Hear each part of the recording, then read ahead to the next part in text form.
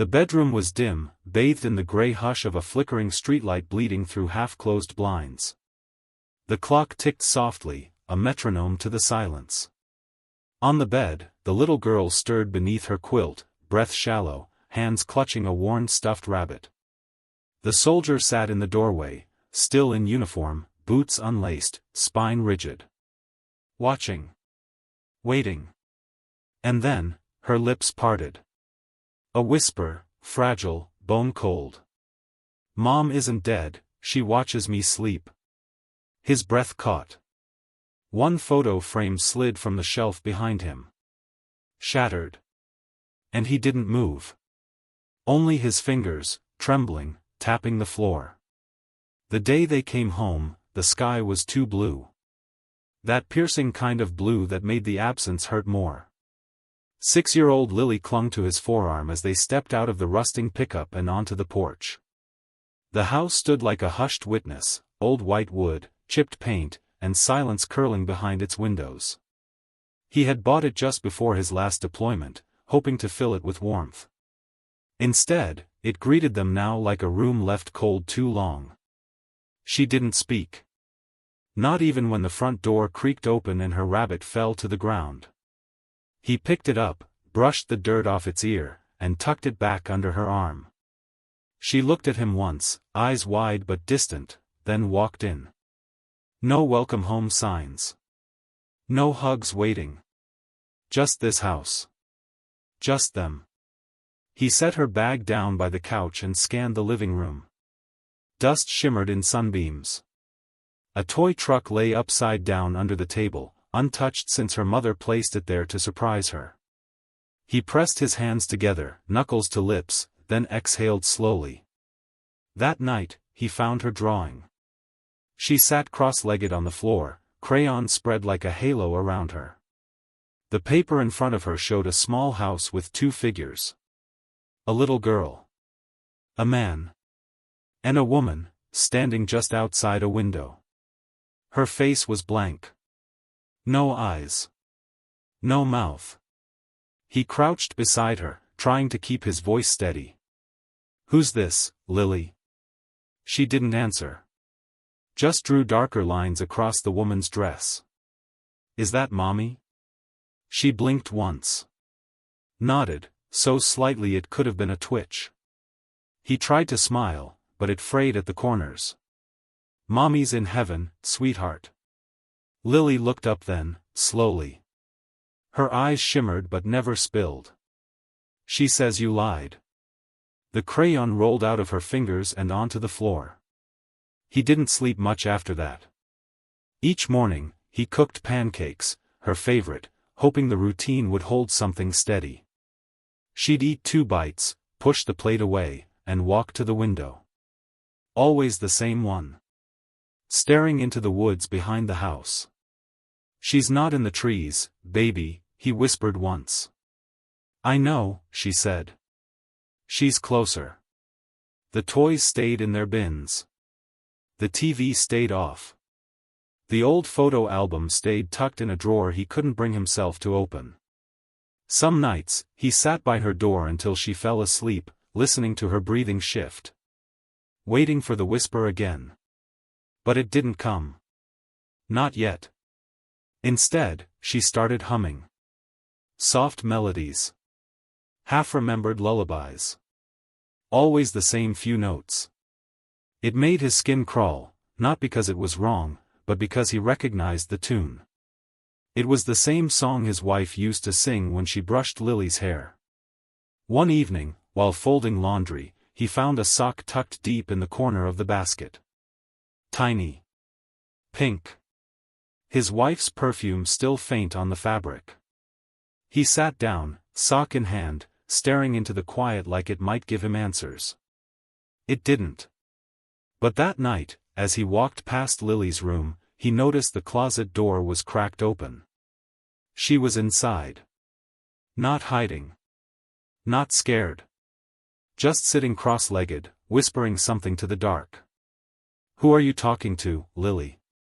he asked, keeping his voice gentle. She tilted her head. "She listens better in here." He wanted to scream. Instead, he stepped back, closed the door, and slid down the hallway wall until he was sitting on the cold wooden floor, hands over his mouth. He tried to call someone. A child psychologist. A friend from his unit. His sister. No one had the right words. Most told him she was grieving. That children imagine things. But Lily wasn't imagining. She was remembering. Every drawing, every sentence, every look, it wasn't invention. It was observation. And that made it worse. He remembered the promise he made, long before the funeral. At her hospital bedside, his wife's hand already too cold, he had leaned close and whispered into her ear.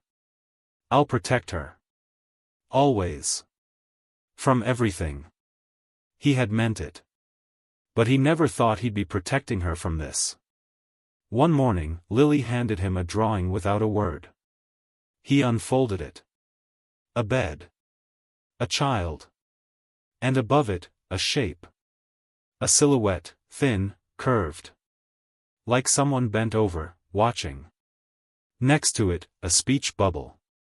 3 words, scribbled in her blocky handwriting. "Don't wake Daddy."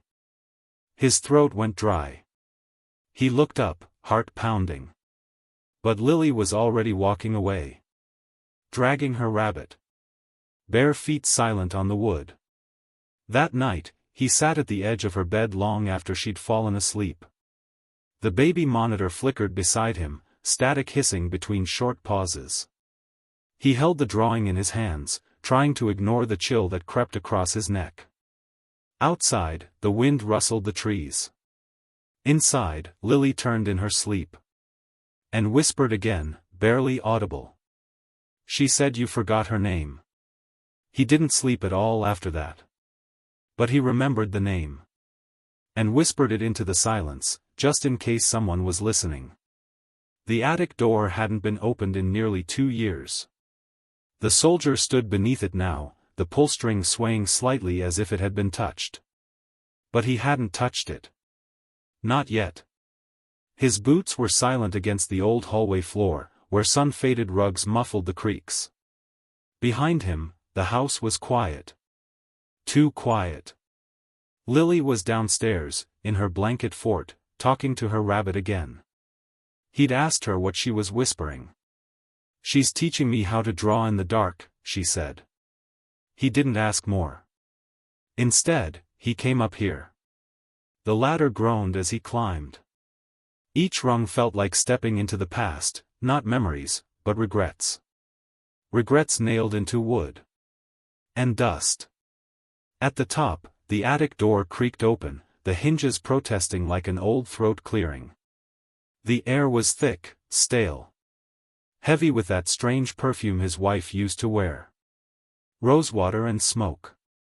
Light leaked through the slats in the wood, thin beams slicing across forgotten boxes and furniture covered in white sheets.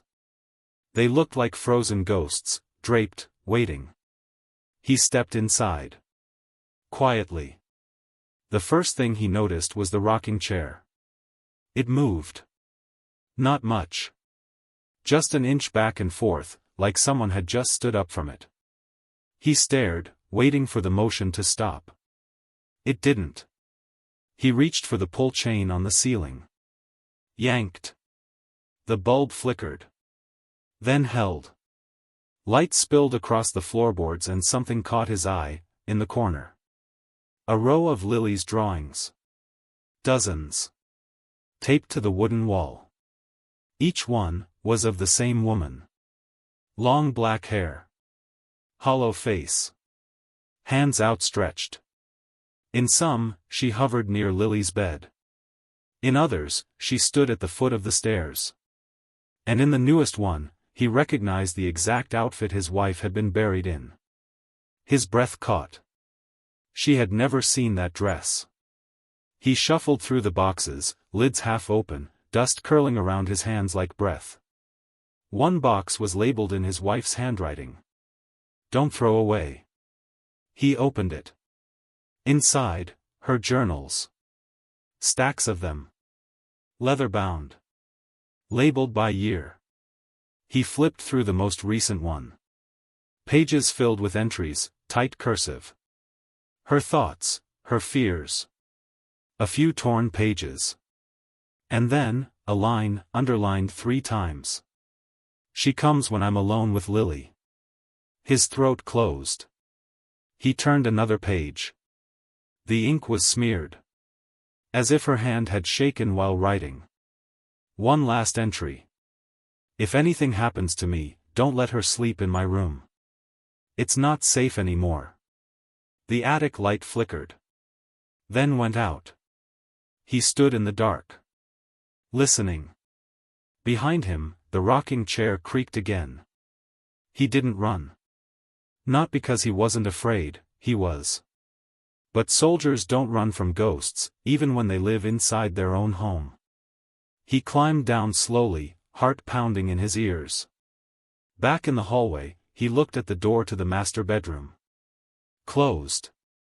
Always closed since the funeral. He'd moved his things into the guest room. Couldn't bear to sleep there. Too many shadows pressed against the walls. But Lily, she'd been playing near that door lately. Sitting outside it. Drawing.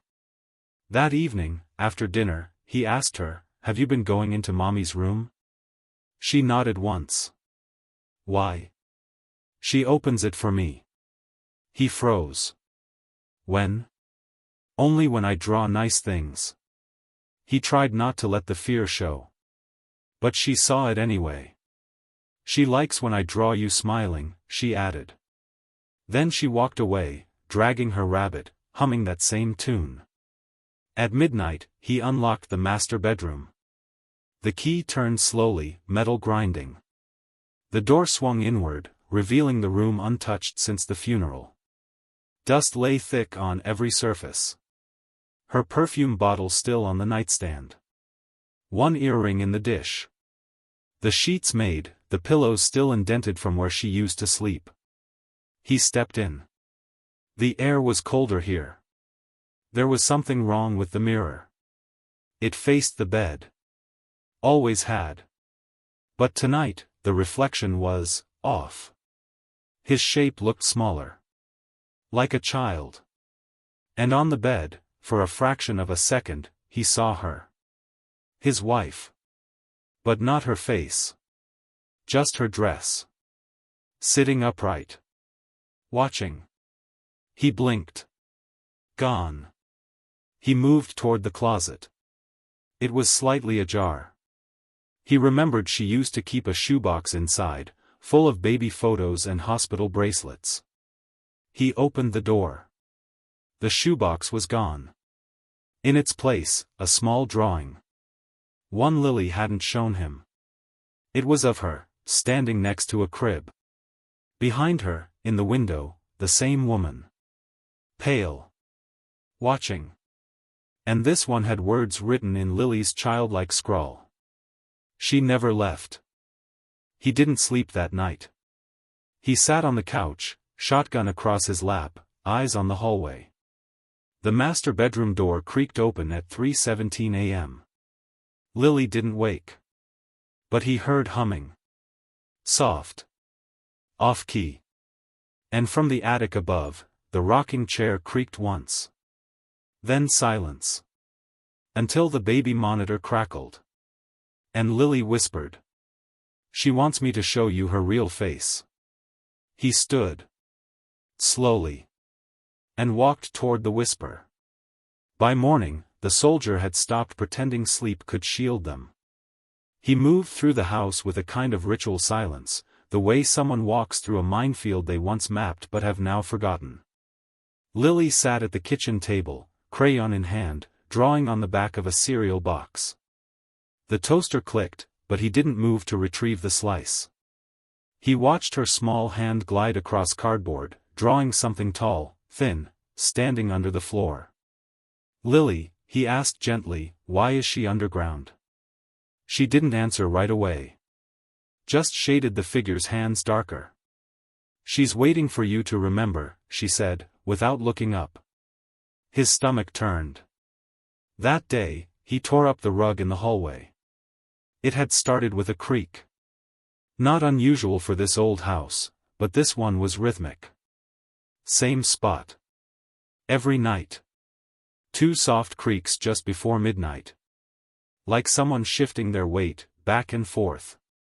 He crouched down, pressing his palm to the wood. Still warm. He pried at the edge of the floorboard with a screwdriver. The nails groaned. Dust coughed upward. Beneath, the space was shallow, just a crawl, and lined with something unexpected. Charcoal marks. Like handprints dragged along wood. And in the center, a small, folded piece of paper. He reached in. Unfolded it. A child's drawing. But older. The edges brittle. The name Lily was written on the corner in cursive, not his daughter's hand, but someone else's. The image was strange. A crib. A dark shape above it. And beside it, a stick-figure soldier. Crying. His blood went cold. He hadn't cried in years. He called the doctor who had pronounced his wife dead. Dr. Rainey.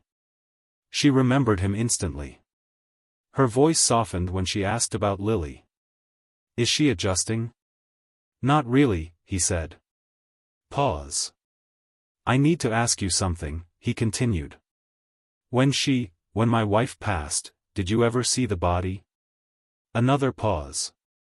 Longer. She was brought in by EMTs.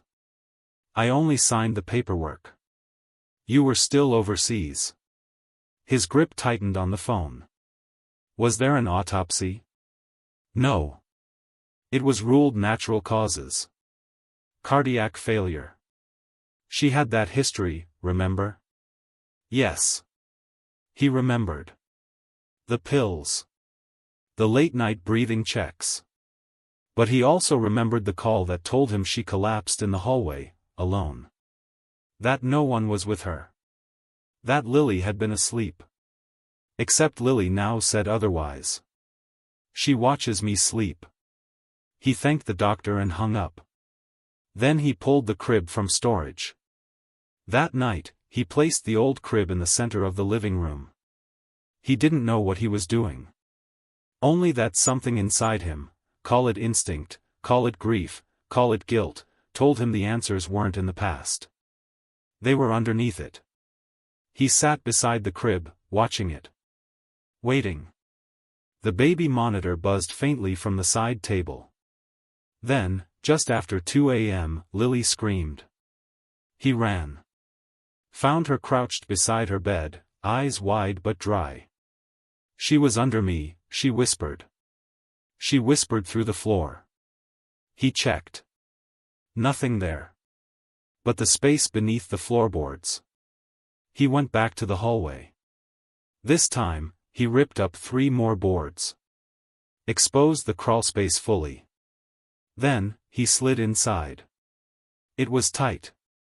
Cold. Cobwebs brushed his face.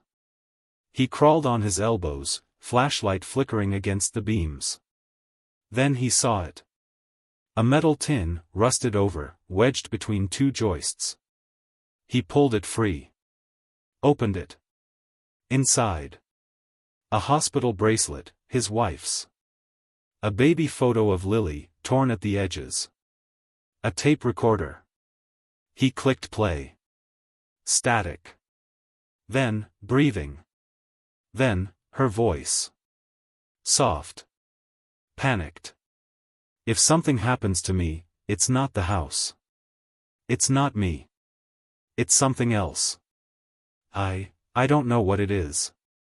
But it's getting stronger every night. Another breath. She keeps saying she wants the child. That I'm in the way. That he won't believe me. Silence. Then, if you find this, you need to go under the floor. The tape clicked off. He lay in the crawlspace for a moment, letting the weight of it press into his bones. She had tried to warn him.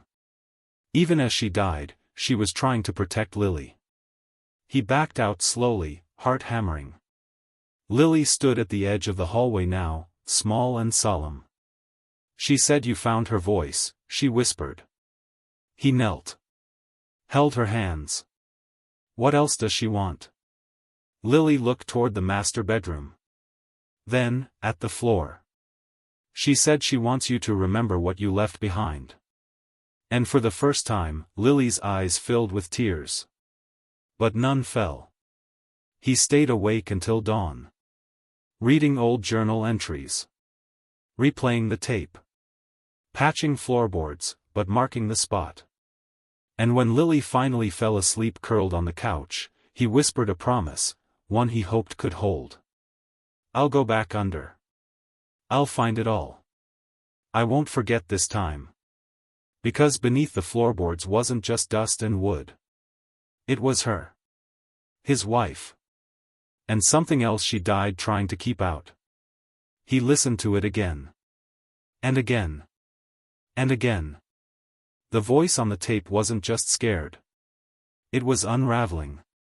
Each word carried the sound of someone slowly being torn between reality and something darker. His wife, Emma, had always been strong, even in sickness, even in loneliness. But on this recording, her strength had thinned, worn down to the barest whisper of herself. If you hear me, please believe me. It's not just grief. It's not just in my head. She's here. Her voice cracked on that last word. Then the static surged again, like a breath pulled too close. She watches Lily when I sleep. And sometimes. I think she uses my face. The soldier paused the tape. His hand trembled. Not from fear. From guilt. He remembered the first time he refused her. She'd called him overseas. Voice low. Something's wrong in the house, she said. He was tired. Mission-stained. 3 hours from a patrol. It's just postpartum. You need sleep, Em. He remembered how silent she went. How long that silence lasted. He'd been trained to hear threats in quiet. But not sorrow. Never sorrow. He rewound the tape. This time, he noticed something new, a whisper layered beneath her words. Not hers. Not Lily's. Something older. Grainy. Like breath turning to ash. He copied the audio to his laptop. Put on headphones. And listened. In the background, faint but growing. She doesn't belong to you. The soldier stopped breathing. The whisper was female. Slow. Measured. Not frantic like Emma's. Confident. Almost possessive. I held her first. I fed her first. She cried for me first. The static swallowed the rest. His heart thudded in his chest like a warning drum. This wasn't just grief. This wasn't Emma losing her mind. Someone, something, believed Lily belonged to them. He dug deeper. Not in the floorboards this time, but in the county records. Birth records. Property reports. The house's history. The deed showed a change of ownership 30 years prior, bought by a couple named Whitaker. The woman's name, Evelyn Whitaker. He squinted at the screen. There was something familiar about the name. And then he remembered. In one of Lily's drawings, the ones taped to the attic wall, she'd scrawled a name at the bottom in block letters. Evie. He had assumed it was imaginary. A playmate, maybe. But what if it wasn't? What if Lily had heard that name before? At the county archive, buried under yellowing files and faded ink, he found the case. Child Protective Services Report, 1993. Evelyn Whitaker. Accused of neglect. Emotional abuse. Delusional attachment to infant not biologically hers. His mouth went dry. She'd been a nanny. Hired by a couple who had struggled with fertility.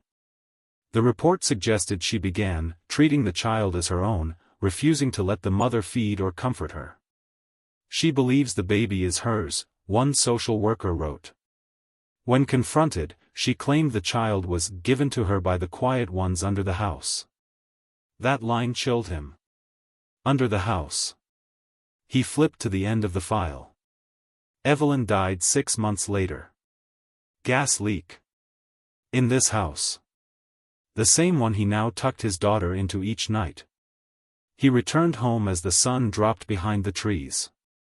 Lily sat on the porch, staring at the wind chimes. Not moving. Did she speak to you again? He asked gently. Lily didn't nod. Didn't blink.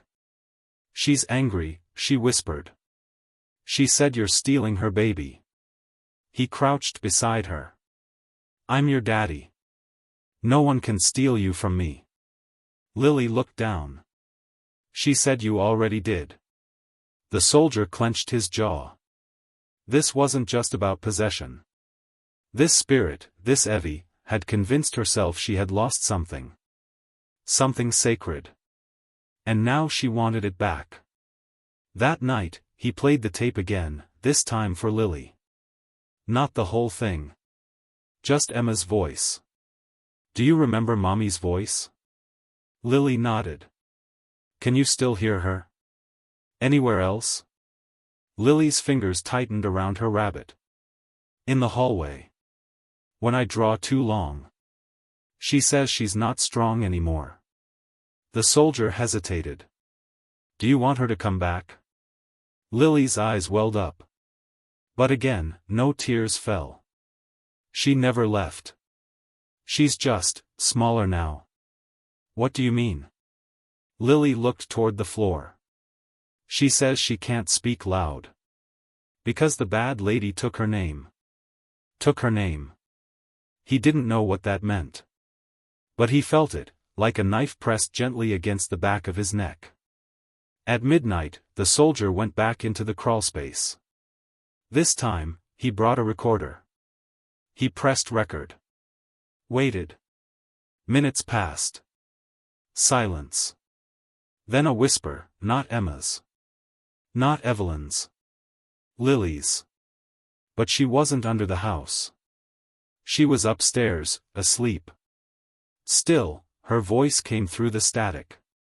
She's under my bed now. He scrambled out, heart pounding. Rushed to Lily's room. She was asleep, peaceful. Rabbit tucked under her chin. But something was off. The walls had drawings again. New ones. Fresh crayon. All of them showed a woman, with Emma's face, stitched shut. And behind her, a taller shadow. Holding Lily's hand. He stared at the pictures, trying to breathe. Then one detail made his blood run cold. In one drawing, the soldier himself was there. But his eyes were crossed out. And above the picture, one word, in shaky red crayon. Mine. He dropped to his knees, hand against the wall. And from the baby monitor on the shelf, Emma's voice crackled through, not a whisper. A scream. She's in the room. The mirror hadn't been there before. He was certain of it. Oval-shaped. Framed in worn brass with vine-like carvings, the kind you'd expect to see in an old manor, not a little girl's bedroom. But there it stood, leaned against the far wall like it had always belonged, right beneath the drawing Lily made of the shadow holding her hand. He didn't move closer. Didn't blink. The soldier simply stood at the threshold of the room, holding his breath, as if the mirror might breathe too. Lily was asleep, tucked beneath her pink quilt. One arm outstretched, rabbit dangling from her hand. And yet, in the mirror, she was sitting up. His instincts fired. Muscle memory took over. He lunged into the room. The real Lily still lay fast asleep, chest rising and falling. Undisturbed. But in the mirror, she sat up. Staring directly at him. No rabbit. No quilt. Just her, in silence, her eyes hollowed by shadow. He stepped closer, 1 inch at a time. His own reflection followed, but off by a second. As if lagging behind reality. The room grew colder. Not the kind of cold you measure in temperature, but the kind you feel behind your ribs. The kind that knows something is wrong before your brain catches up. Then the mirror Lily moved. Her mouth opened. No sound came. But the shape of the word was clear. Mine. The soldier stepped between Lily and the mirror, blocking its view. The second he did, the reflection reset. Gone was the sitting child. Gone was the delay in movement. Just him again, pale, wide-eyed, jaw clenched. He knelt beside the bed, pulling her rabbit closer to her chest. "I won't let her take you," he whispered. Outside, wind chattered against the windows. The trees swayed like bodies in argument. And somewhere within the wall, a creak. Not wood. Not wind. Footsteps. He dragged the mirror into the hallway. Face down. Then fetched a sheet from the linen closet and covered it. But when he returned minutes later, breath ragged, the sheet had shifted. And underneath it, 2 handprints. Small. Pressed against the glass from the inside. He carried it outside. Set it against the shed. Swung the sledgehammer. Glass shattered like bone. The frame cracked. He dropped the tool, chest heaving. But when he looked up, the mirror, unbroken, still leaned against the shed. Not a scratch. And this time, his reflection was gone. At 2:17 a.m., Lily woke screaming. The kind of scream that knifes through sleep. The kind no parent can ignore. He ran to her, heart in throat. She pointed to the ceiling.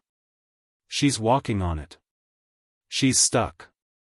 The soldier followed her gaze. Nothing. Just white plaster and a dim ceiling fan, spinning slow. But then he heard it. A click. Like fingernails tapping rhythm against drywall. Then again. Click. Click. Click. It circled the room above them, faster now. Hungry. He wrapped Lily in a blanket and carried her out. Downstairs. Into the living room. He tried the front door. Locked. Bolted. But, he hadn't locked it. Had he? He flicked the deadbolt. Nothing. The lock wouldn't turn. He tried the windows. Sealed shut. Nailed, even. Someone had trapped them in. But no, not someone. Something. He turned to Lily. "Where's your rabbit?"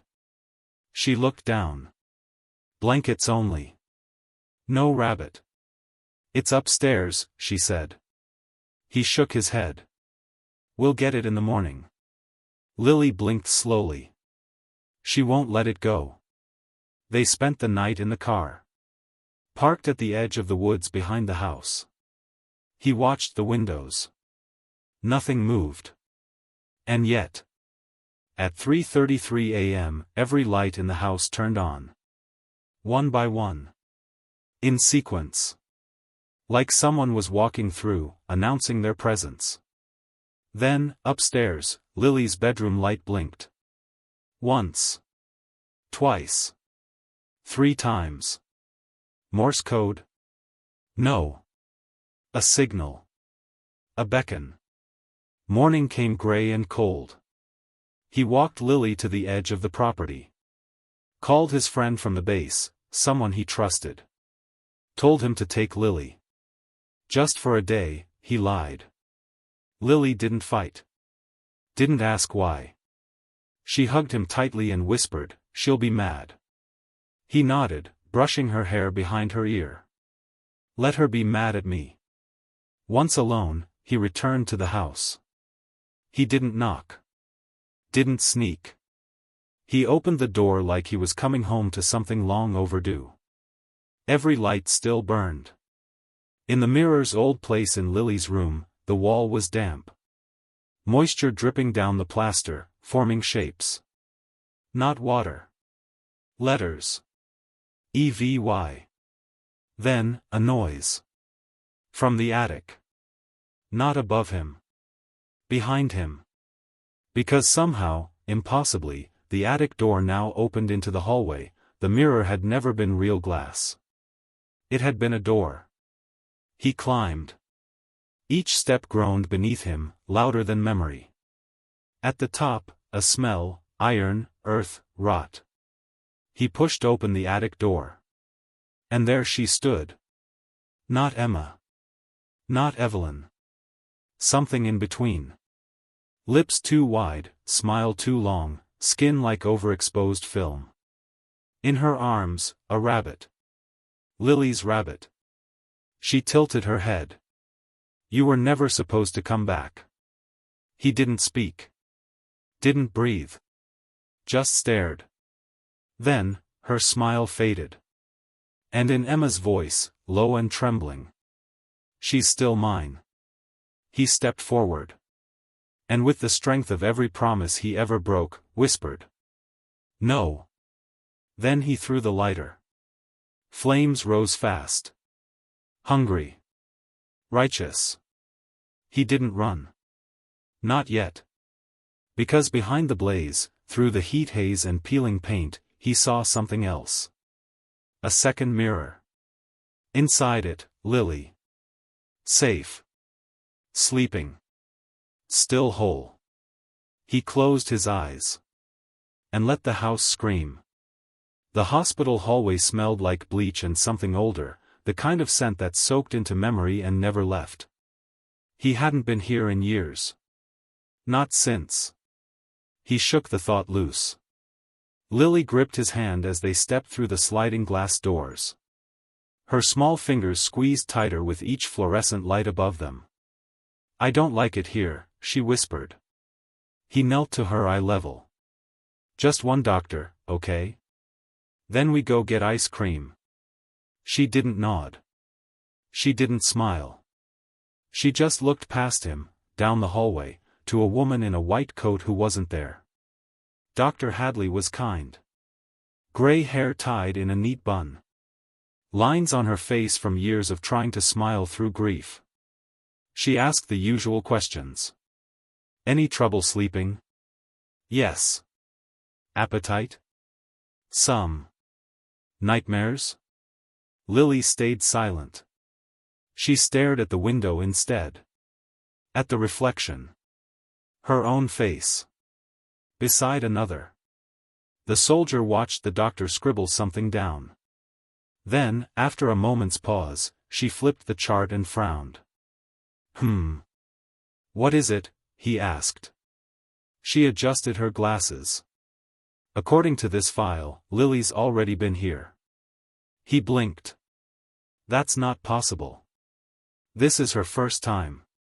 The doctor showed him the notes. Seen by Dr. Kern. 2 years ago. Diagnosis marked as dissociative trauma reaction. He stared at the page. But, she wasn't sick 2 years ago. And Kern retired before that. Dr. Hadley frowned deeper. So this diagnosis shouldn't exist. No. He turned to Lily. She had turned the reflection around again, using the mirror on the desk to face the wall. I don't like her looking at me. The doctor ordered a scan. Just in case. An MRI. Full spectrum. They had to sedate Lily. She resisted the machine. Said it sounded like screaming. And when the soldier stood outside, watching her tiny body inside that white tube, he thought of coffins. Closed spaces.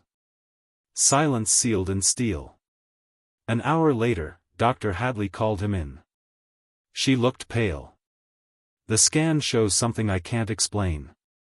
She pulled up the images. Brain. Spine. All clean. Except one thing. Near the hippocampus, there was a shadow. Not a tumor. Not scar tissue. It moved. Not literally, but from scan to scan, the shadow seemed to shift position. Some kind of fluid artifact? He asked, voice low. Dr. Hadley shook her head. I've never seen this before. And here's the strangest part. She flipped to the oldest scan, the one taken during the so-called visit 2 years ago. The shadow was there too. Same shape. Same impossible movement. Like something was watching through her mind. He left with Lily in his arms. She'd woken groggy, mumbled things in her sleep. She's still inside the doll. She has to sleep in the cold. She wears Mom's hands. He held her tighter. The nurse at the front desk gave him a strange look. Back again, she said with a smile. He froze. What do you mean? She clicked her screen. Records show you checked in last week. MRI request. Same room, same doctor. But we weren't. Then he saw it. A photo. Of him. Holding Lily. Same jacket. Same eyes. But in the picture, he was smiling. And Lily's face was blurred. Smudged. As if something had wiped it out. That night, he sat at the kitchen table, the files laid out in front of him. 2 scans. Same child. Same anomaly. One memory. He opened Emma's old journal. The one he couldn't bring himself to throw away. Inside, pressed between the pages, was a drawing. Not Lily's. Emma's. A woman with no face. Holding a baby. The baby's head was circled over and over again in red ink. Beneath it, Emma had written. She came for me. But stayed for her. He called Dr. Hadley the next morning. I need to know something, he said. About that scan. Her voice was hesitant. I was just about to call you. He froze. Why? Because when I ran the image through our diagnostic software again, the shadow had moved. Moved? Yes. It's now pressing against her amygdala. Which controls fear response. He felt his breath shorten. What does that mean? I don't know. But it's not medical. She paused. I've also reviewed the records from her supposed first visit. And the signature on the paperwork. He waited. It's Emma's. The phone nearly slipped from his hand. Impossible, he whispered. She signed in with her full name. Emma Callow. And a return contact number. What number? Dr. Hadley hesitated. It's disconnected now. But the number was tied to a landline in the house you live in. He stared at the phone.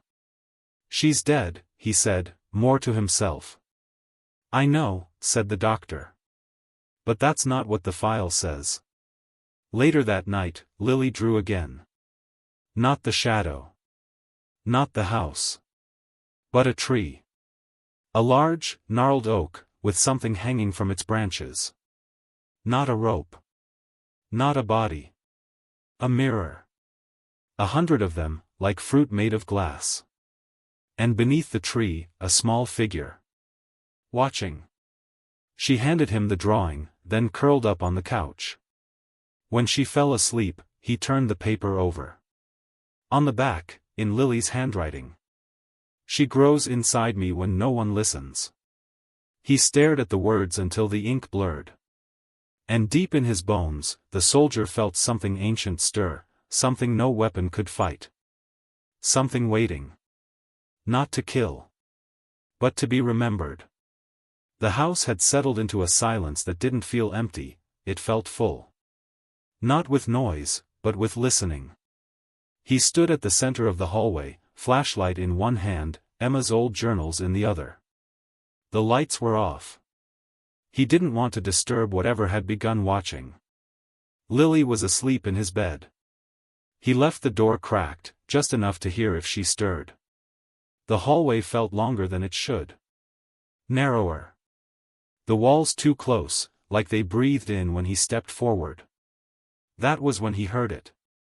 The knock. Soft. Rhythmic. 1, pause, 2, pause, 3. Not from a door. From inside the wall. He pressed his ear against the wood. Nothing. Then he stepped back and knocked once.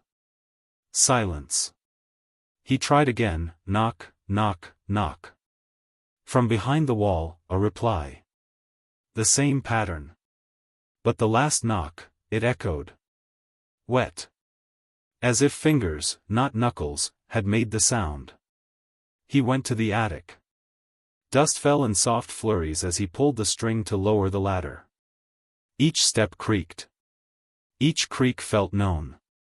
Memorized by something above. He found the old insulation paneling half peeled away. The same corner he'd sealed after Emma died. He stared at it for a long time. Then he peeled it back. Behind it, a hollow gap in the wall. Small. Child-sized. Inside, drawings. Hundreds. Scrawled in red crayon, black pen, and scratched into the wood with nails. Eyes. Hands. Mirrors. Always mirrors. And in the center, a note. Written in his own handwriting. But he'd never written it. Don't let her hear you breathe. He stumbled back, heart hammering. Footsteps ran beneath him, from his bedroom. Lily? He dropped the journal, flew down the attic ladder, and sprinted into the bedroom. The bed was empty. Pillow soaked. Curtains moving. He ran to the window. Nothing. Until. A reflection. In the mirror above the dresser. Lily. Standing in the hallway. Looking at him through the glass. He turned. The hallway was empty. But he could see her, still. Through the mirror. A tear traced down her cheek. She mouthed, "She's listening through the walls." He followed the sound of humming, a lullaby he hadn't heard in years. Emma's voice. Coming not from the speakers. Not from a phone. From the pipes. He ran his hands along the wall near the bathroom. Cold. Too cold. He knocked once. Silence. Then again, and the reply came. This time, the knocks came before his. He turned off the house power. Still, the humming continued. As if it didn't need electricity. He opened the bathroom cabinet, found the main pipe running down through the crawl space. Removed the cover. And inside, wedged between the insulation and the drywall, was a baby monitor. An old one. Still blinking. Still on. He brought it upstairs, sat it on the kitchen table, stared at it like it might confess. Then he switched it off. The silence returned, thick and judging. He took Lily and drove to a motel that night. She slept with her face turned to the wall. At 2:04 a.m., she whispered something in her sleep. I buried her eyes. But she still sees. The next morning, he returned to the house. Alone. He needed answers. He tore open the drywall where the knocks had echoed. Beneath the layers, padding, insulation, wood, he found wiring. Cameras. Old, but still wired to power. And photos. Of Lily. From different rooms. Different angles. Photos he never took. All stamped with one name, Melrose Clinic, patient files. He sank to his knees. Melrose Clinic had burned down 5 years ago. Emma had worked there. As a trauma therapist. He found one last box beneath the floorboards of the master bedroom closet. Inside, a doll with no face. Just skin-colored cloth, like a blank mask. And a note. You only forget what you choose not to remember. He held the doll. It was warm. Not from the attic heat. From something else. Breathing. He dropped it. The sound it made when it hit the floor wasn't a thud. It was a giggle. High. Broken. That night, in the motel, Lily asked a question that stopped him cold. "Daddy, if someone lives in a mirror, where do they go when it breaks?" He didn't answer. Because in her hands, she held a shard of glass. And in the reflection, his own eyes stared back at him. But the room behind him? It was the old house. Not the motel. He turned around, trembling. Nothing there. But in the mirror shard, his bedroom. The one with the mirror above the dresser. And behind him, in the reflection only, Emma. Smiling. But not kind. And tapping. 1, 2, 3. That night, he taped every mirror in the motel. He didn't sleep. He just watched the shard on the table. And it watched him back. Morning came like a lie. Too bright. Too calm. He hadn't slept. The taped-over mirrors in the motel room looked like wounds, each one a failed attempt to forget what had already taken root. Lily sat at the edge of the bed, legs crossed, silent. In her lap, a page torn from the motel notepad. She was drawing again. She hadn't drawn since Emma died. He crouched beside her, careful not to speak too quickly, like words might scare the truth away. "What are you making, sweetheart?" She didn't look up. Only whispered, "It's the last one." She said it's the last one. His breath caught. He looked at the page. A house, their house. But wrong. Every window blackened. A single figure in the attic.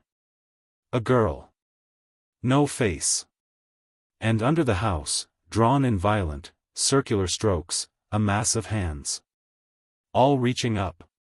Later that day, he took Lily to a children's therapist across town. Not for answers. Just for safety. While she spoke to the counselor, he paced the hallway. Clenched fists. Sweat down his spine despite the AC. Something wasn't right. He didn't trust therapists anymore. Didn't trust offices. Smiles. Polished floors. He pressed his ear to the door for a second. Nothing but Lily's voice. And then, her laugh. High. Soft. But not alone. Another laugh followed. Familiar. Low. Emma's. He burst through the door. The therapist stood, startled. "Sir." But Lily wasn't laughing. She was just sitting. Crayon in hand. Blank stare. On the wall behind her, not a paper, not a canvas, but the wall itself, she had drawn. In crayon. An image of a mirror. And inside the mirror, a woman. Emma.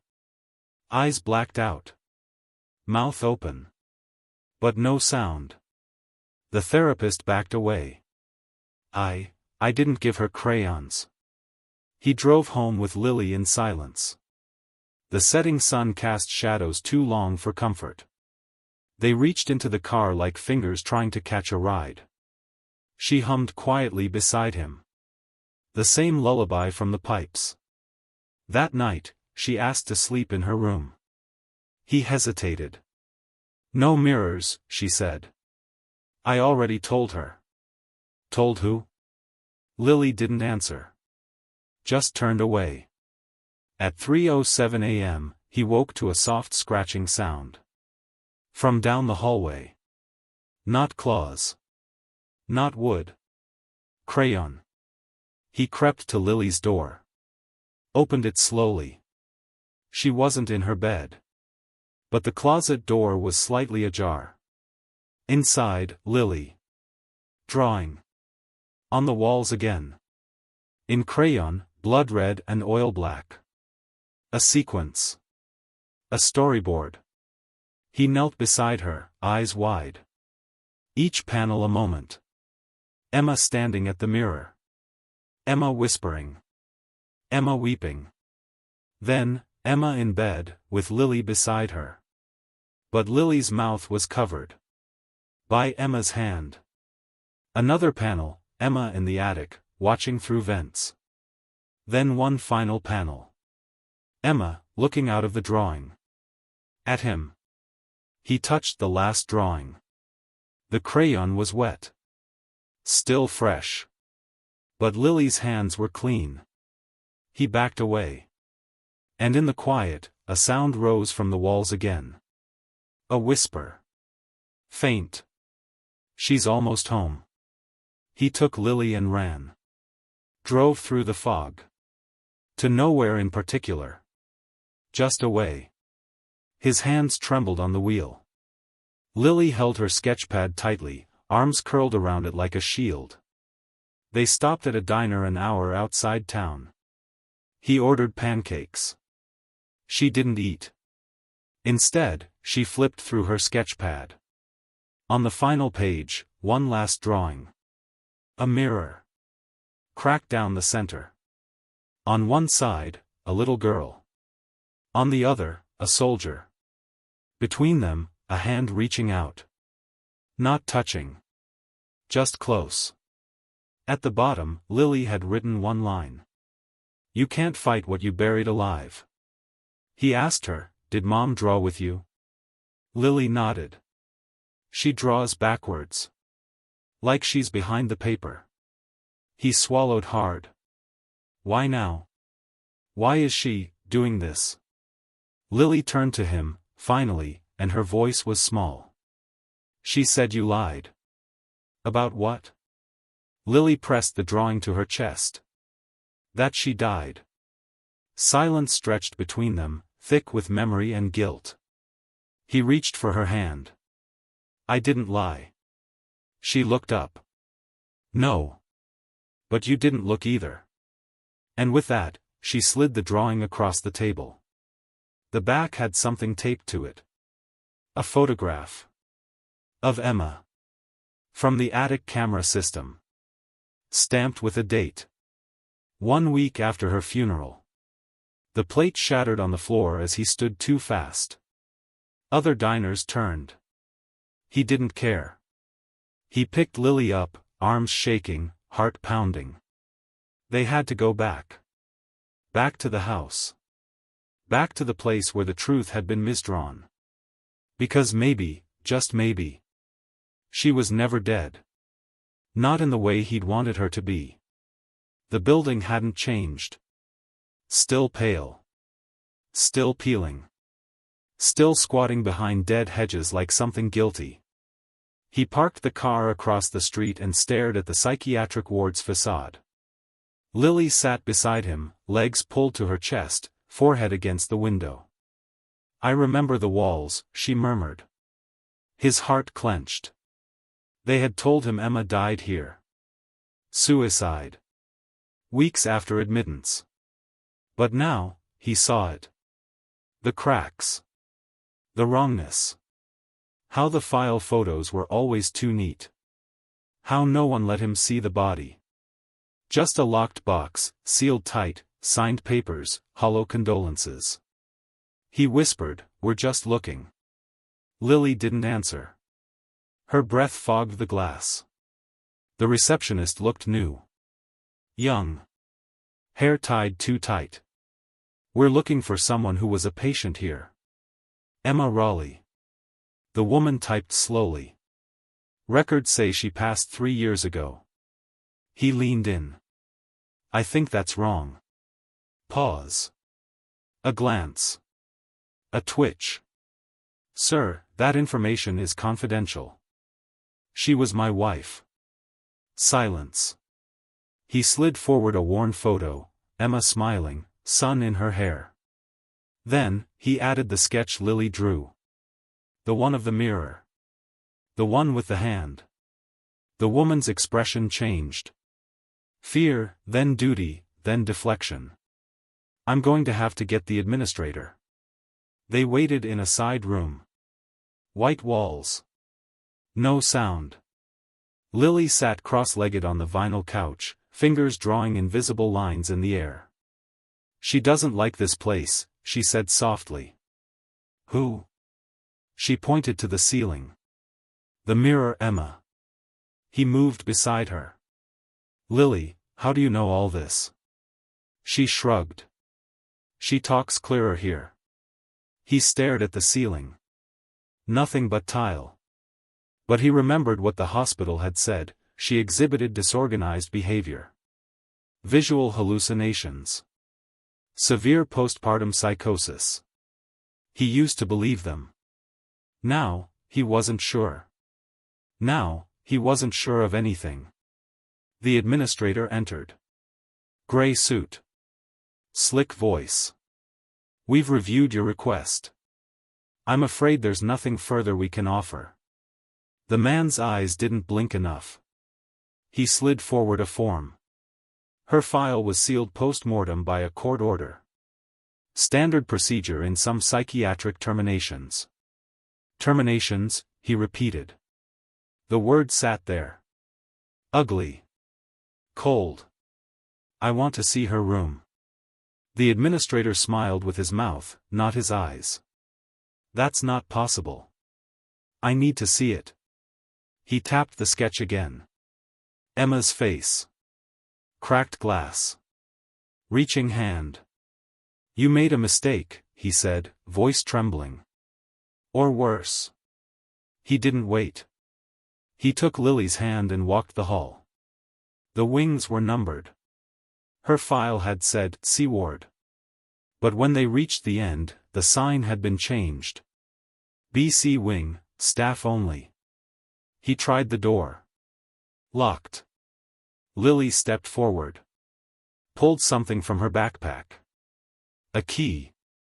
Small. Brass. Old. Where did you get this? She didn't answer. Just handed it to him. It fit perfectly. The hallway smelled like bleach and thyme. Lights flickered in slow, dying gasps. Room C13. Emma's room. He opened the door. It was empty. No bed. No chair. No sheets. Just dust. Shadows. And on the wall. A mirror. Uncovered. The only one they hadn't taken down. Lily stepped toward it. He reached to stop her, too late. She pressed her fingers to the glass. It rippled. Not water. Not illusion. Like breath. And on the other side, for a flicker of a second, Emma. Bruised. Silent. Watching. Then gone. He stumbled back. Heart in his throat. Lily just stared. She's not in the house anymore, she whispered. What? She moved here. After the last drawing. She's closer to remembering. He couldn't breathe. Remembering what? Lily turned to him. That she's not dead. That night echoed in his bones.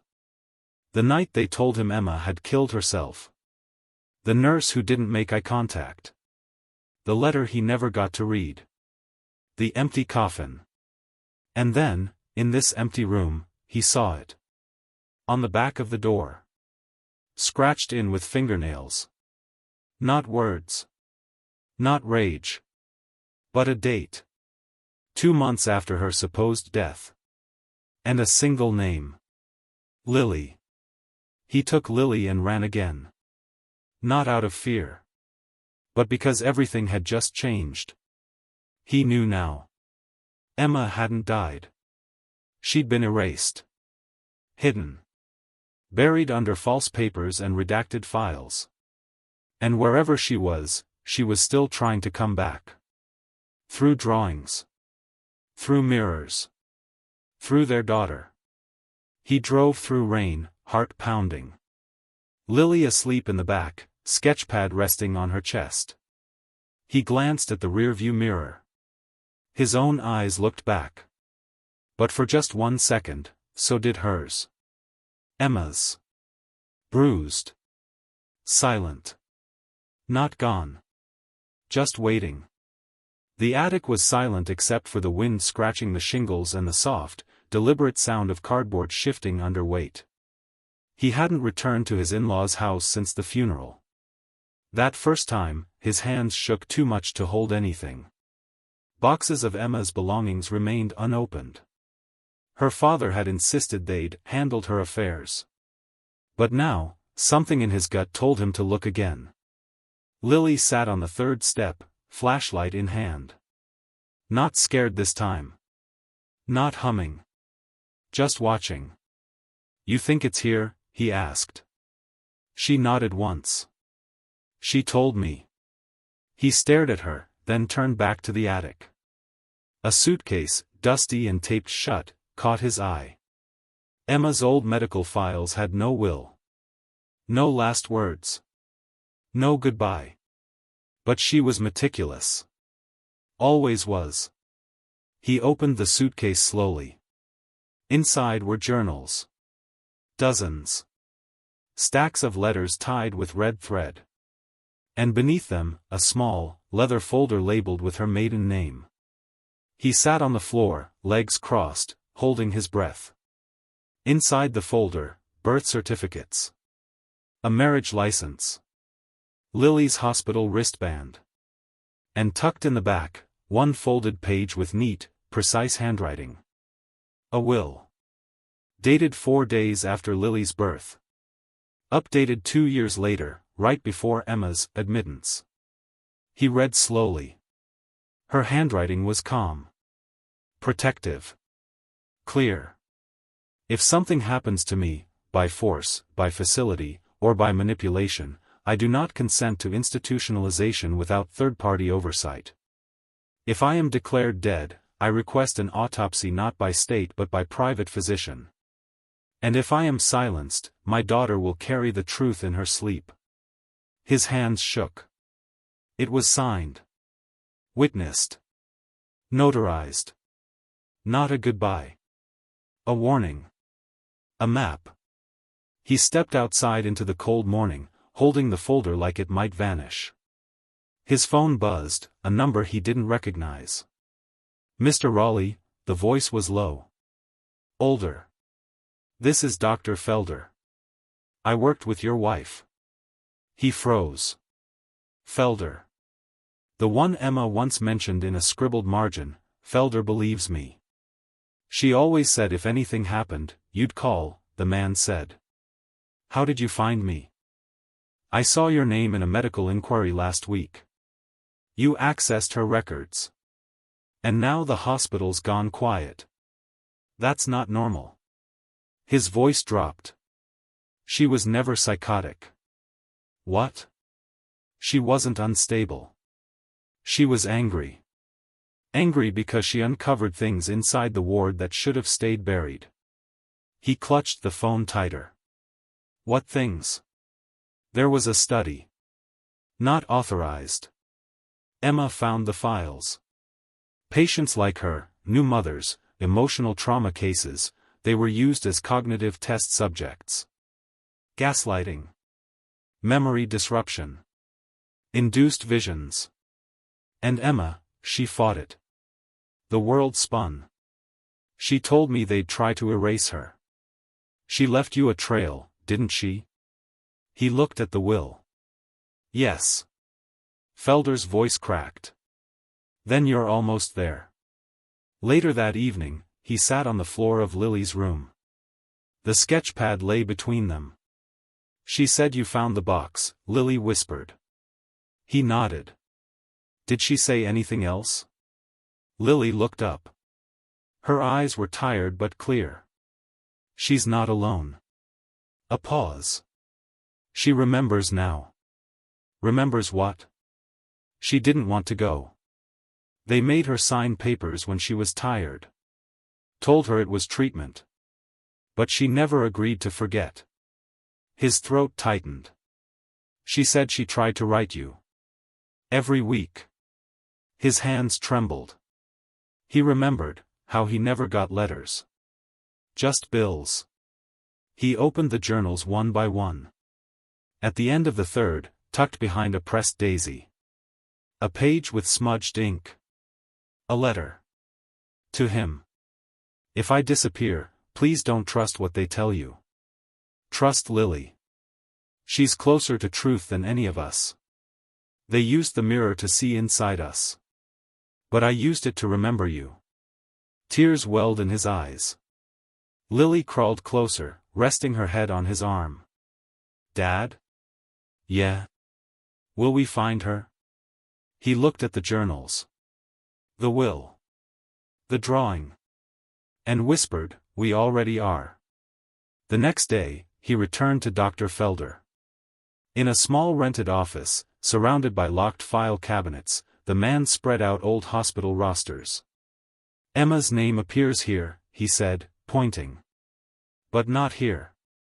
Different lists, different dates. Her death certificate was signed by a doctor who wasn't even in the country that week. He nodded slowly. There's more, he said. Look. He slid over a folder marked Unassigned Patients, C-Wing. Inside was a photo. Blurry. But unmistakable. Emma. Older. Thinner. Eyes hollow. But alive. Taken 6 months ago. They stared at the image for a long time. She's been moved, Felder said. They don't want her remembered.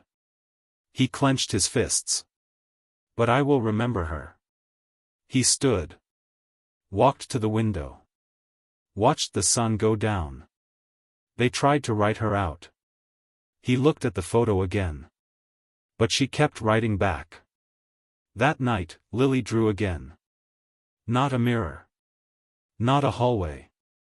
This time, a staircase. A door. A single hand reaching through. And on the wall behind it. Words written in black. She waits where the silence ends. He circled the phrase. Studied it. Where does silence end? He asked softly. Lily tapped the drawing. The place they never go. She smiled for the first time in weeks.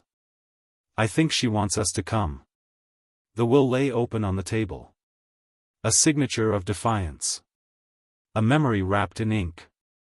And above it, taped with care, the daisy. Faded. Fragile. But still alive. The power went out just after midnight. No wind. No storm. No warning. Just silence. Lily sat upright in bed before the lights even died, her eyes already fixed on the door. He stood in the hallway, flashlight flickering, pulse racing. Stay here, he whispered. She didn't answer. Just held her sketchpad tight. Outside, the street was drowned in stillness. No sirens. No hum of neighbors' televisions. Even the crickets had gone quiet. He made his way downstairs. The house felt wrong. Too still. Too expectant. He checked the breaker box, nothing unusual. But when he turned, something shifted in the air behind him. Like a breath held too long. He spun around. Nothing there. And yet. His hands trembled. A whisper echoed faintly, not through the walls but inside his mind. She's not where you left her. He backed into the kitchen. The photo on the fridge, a family snapshot from Lily's 3rd birthday, had fallen to the floor. He picked it up. And saw, beneath the taped corner, another photo. Older. Yellowed. Emma. But not the Emma he knew. This was her in a hospital gown. Blank-eyed. Sitting in a sterile white room. Behind her, a door marked C-Wing, private access only. He didn't own this photo. He'd never seen it before. And it hadn't been there yesterday. Lily stood in the hallway when he returned. She pointed to the mirror in the guest room. There's someone in it. He hesitated. Flashlight beam cutting through dust. The mirror reflected only the hallway. But Lily stepped forward, gently placed her palm against the glass. The image shifted. Like a pond rippling. Behind the reflection, a hallway appeared, different architecture, tiled floor, a dim red light at the end. Not their house. Not anywhere they'd ever been. Dad. Her voice was quiet. She's there. He drove to the facility without calling ahead. Felder had warned him it wasn't safe anymore, that someone higher was watching now. That whistleblowers were being redirected. But he didn't care. The letter Emma had left.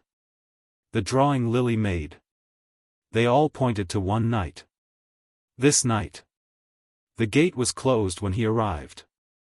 But the side path, overgrown with weeds, remained just as Emma described it in her journals. He followed it through the trees. Past the rusted fence. Into the old access corridor. His flashlight dimmed. The hallway flickered, the same red hue from Lily's mirror. And then, voices. Whispers behind the walls. His own name. Emma's laughter. Lily crying, but as an infant. Then silence. He reached the locked steel door.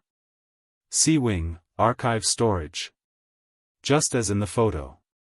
He slid the stolen ID badge from Felder into the scanner. The light turned green. Inside, the hallway smelled of chemicals and something older, like forgotten time.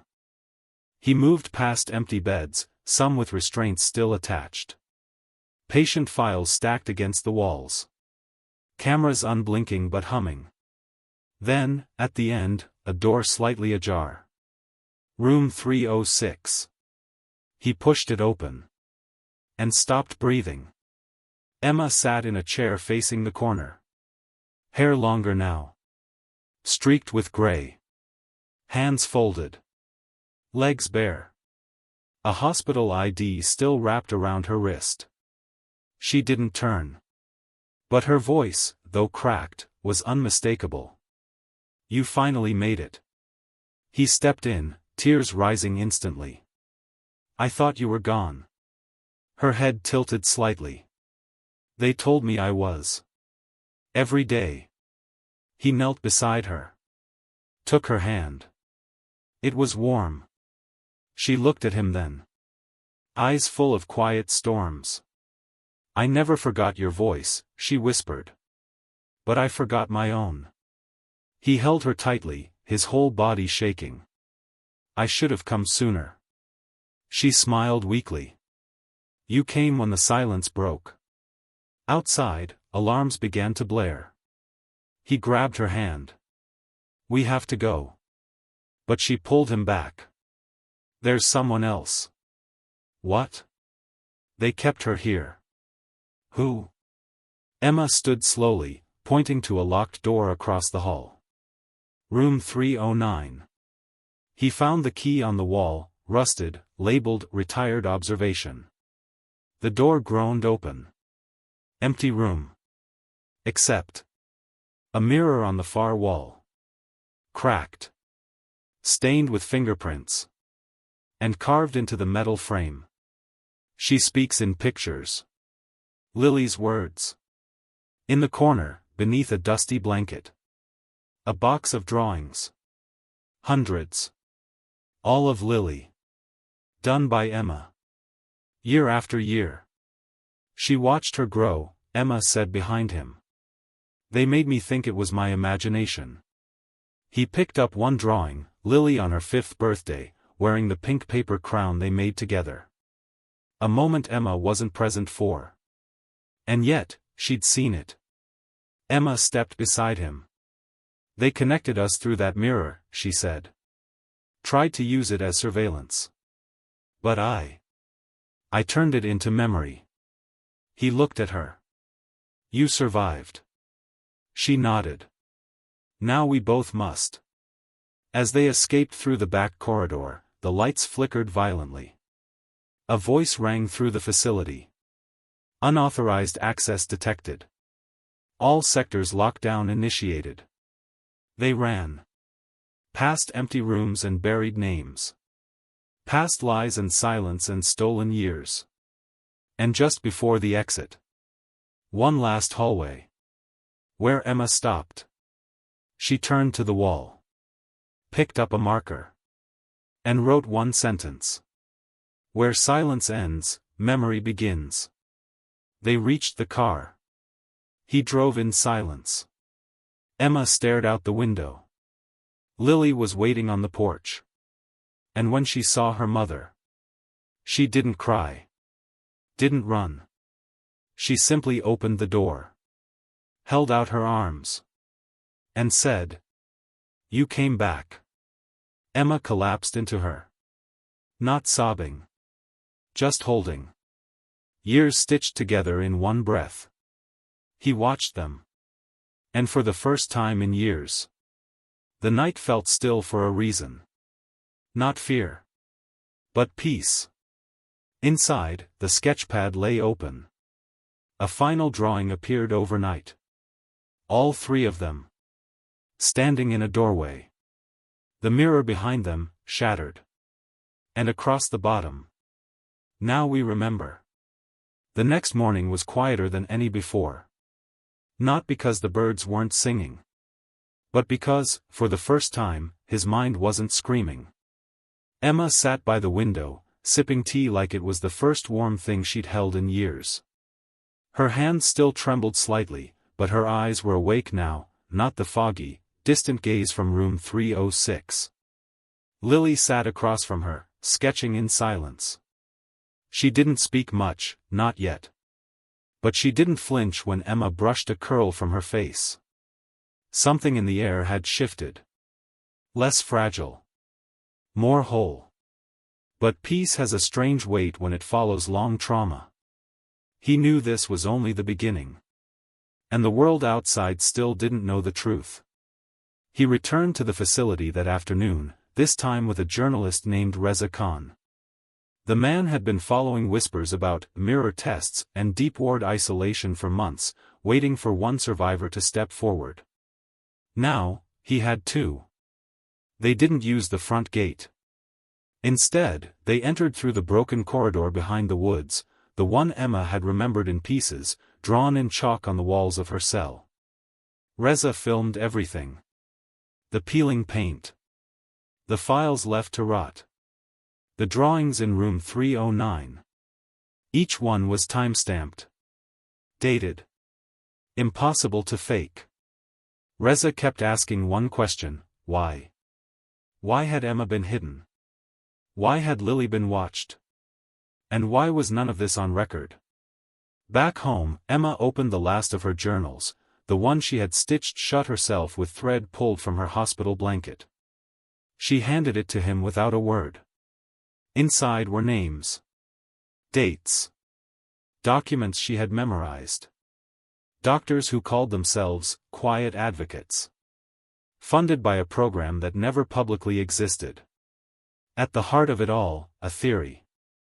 That psychic trauma in children could be monitored through reflective synchronization, using glass as a two-way memory interface. He stared at the words.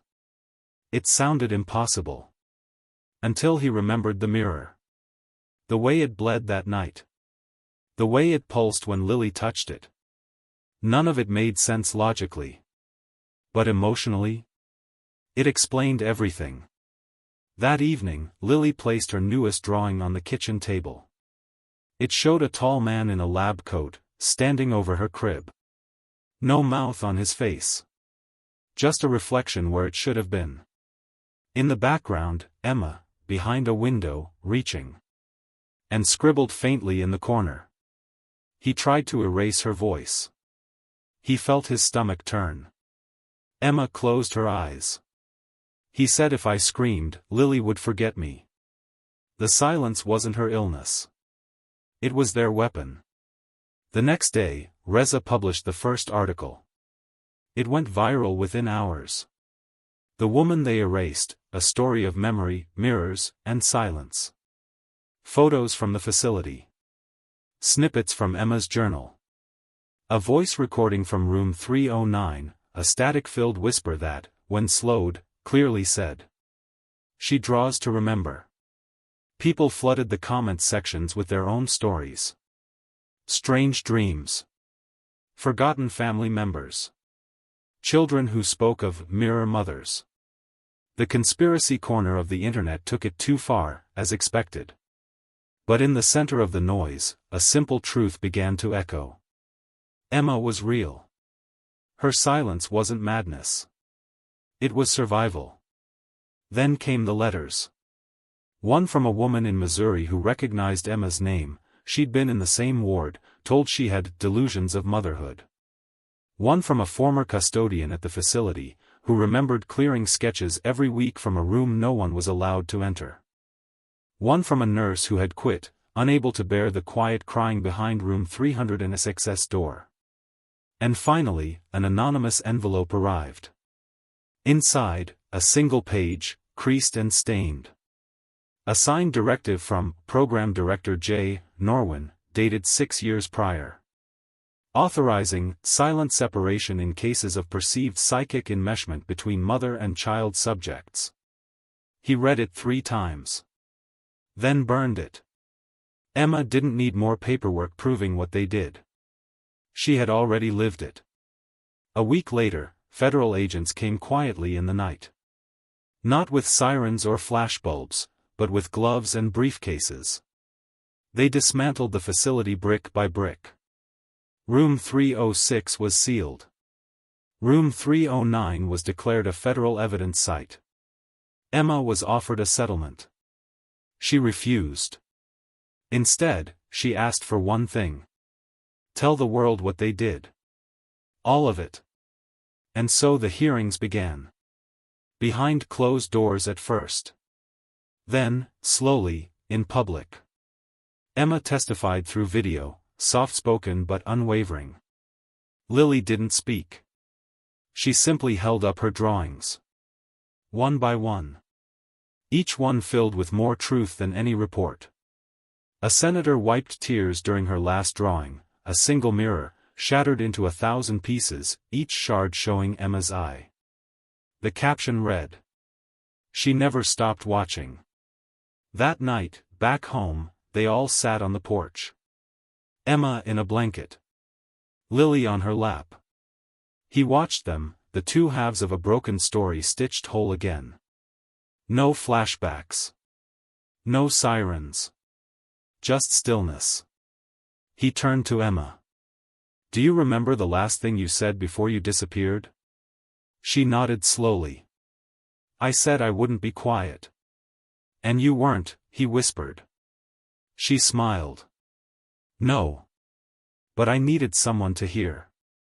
Inside, the lights flickered once. Not in warning. Just recognition. As if the house itself was breathing again. In the hallway mirror, he caught a glimpse of himself. And for the first time in years, it was just a reflection. No shadows. No whispers. Just him. And behind him, Emma and Lily, laughing softly. That night, they slept with the door open. No nightmares. No tapping. Only the quiet hum of healing. And silence. But not the heavy kind. The kind that comes after a long, long song ends, and you finally exhale. It was morning.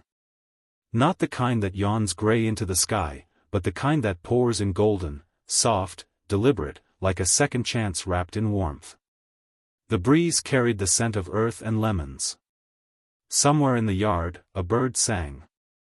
Lily sat by the windowsill, her feet swinging gently over the floor, humming a tune that didn't belong to any known melody. He didn't recognize it, not completely. But Emma did. She looked up from the sink, eyes stilled, hands frozen over a dish. I used to sing that, she whispered. And for the first time, her voice didn't tremble when she said it. In the months after the hearings, they moved to the edge of a small town tucked between foggy hills and golden fields. There were no mirrors in the house at first.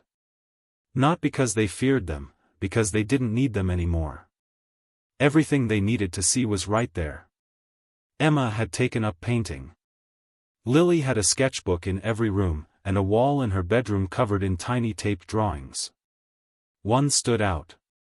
A quiet field. A little girl. A woman holding her hand. In the sky, instead of a sun, a glowing throat, radiating musical notes. "She sings to find me," Lily had said once. Now, she just smiled when asked. He started a garden. Not out of hobby. Out of necessity. There was something healing in soil, how it gave and took, how it responded to attention. How nothing bloomed if ignored. He'd plant sunflowers along the eastern fence, because Emma liked how they turned. Lily planted marigolds near the front porch, calling them whisper catchers. And one evening, Emma planted something too. Not seeds. A box. She dug a small hole under the oak tree, placed a wooden box inside, and covered it with care. He asked her once what was in it. Every drawing she made before we left. He waited, but she didn't say more. Until later. She doesn't need them to remember anymore. I do. The world moved on, as it always does. The facility was dismantled completely. The case disappeared from the news cycle after the third month. But in quiet circles, forums, late-night radio, support groups, Emma became a myth and a memory. The mother of mirrors, they called her. She never commented. Never posted. Never gave interviews again. She just hummed sometimes. That same melody Lily sang. And when he asked about it, she finally told him. "I used to sing it to her when I was pregnant," she said. "It was a lullaby I made up. No words. Just feeling. Do you remember why?" She nodded. "She kicked when I was scared. But she calmed down when I sang." One evening, as summer slipped into itself, they gathered on the back porch. Lily brought out her newest drawing. It was different. Not black or gray or shrouded in metaphor. It was light. It was their house, their porch. 3 chairs.